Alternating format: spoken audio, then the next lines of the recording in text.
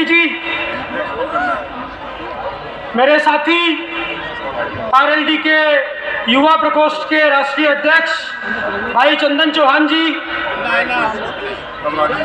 मेरे एक और साथी समाजवादी पार्टी युवा प्रकोष्ठ के राष्ट्रीय अध्यक्ष भाई मोहम्मद फहाद जी, साथी प्रशांत कनौजिया जी और आरएलडी के तमाम कोने कोने से आए हुए कार्यकर्ता, बाकी अन्य दलों के युवा साथी और आप सब लोग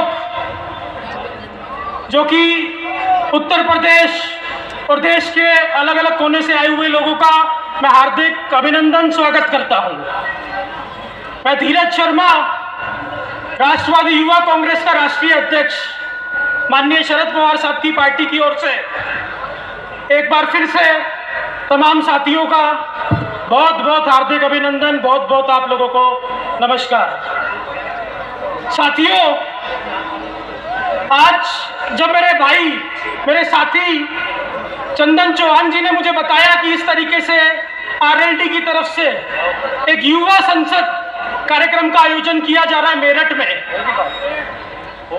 और आपको इस कार्यक्रम में आके सहभागी होना है, तो साथियों मुझे बड़ा अच्छा लगा। एक तो उन्होंने सबसे पहले बोला मेरठ की भूमि को मैं हमेशा एक क्रांतिकारी भूमि के रूप में देखता हूं, और हाल ही में हम लोगों ने देखा कि कैसे किसान आंदोलन जिसने इस देश के तानाशाहों का अहंकार तोड़ने का काम किया, उस आंदोलन को मैंने देखने का काम किया। कैसे यूपी से, हरियाणा से, पंजाब से हमारे तमाम किसान भाइयों ने इस तानाशाही अहंकारी सरकार का अहंकार तोड़ने का काम किया। किस तरीके से इन्होंने काले कानून बनाए। साथियों, अगर ये किसान कौम देश की इनका अहंकार तोड़ सकती है, तो मुझे लगता है उसी तरीके से अब युवा साथियों को एक क्रांति की जरूरत है देश में। एक ऐसी क्रांति जो इनके अहंकार को चकनाचूर कर दे और इस सरकार को उखाड़ फेंकने का काम करे। ऐसी एक ताकत, एक ऐसी क्रांति की जरूरत इस पूरे देश में अब है। मैं अपने साथी चंदन चौहान जी को मैं उनका शुक्रिया अदा करता हूं कि उन्होंने सभी युवा दलों के साथियों को एक मंच पे बुलाने का काम किया।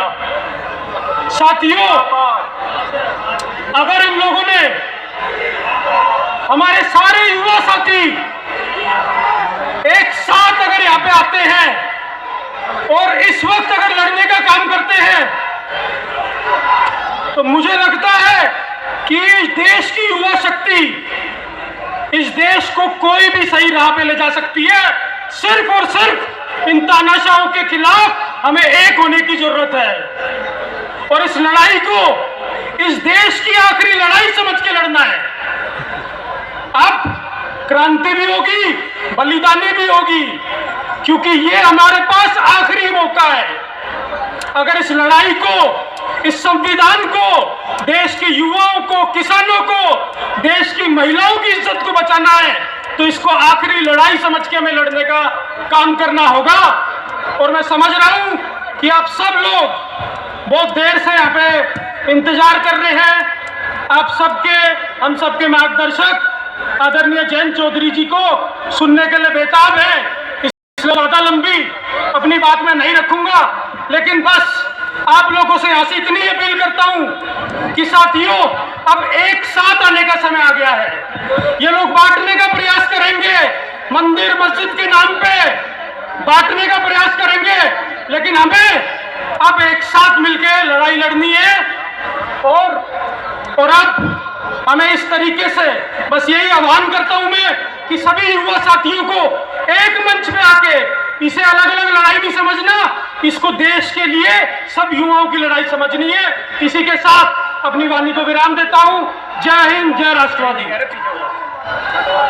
बहुत बहुत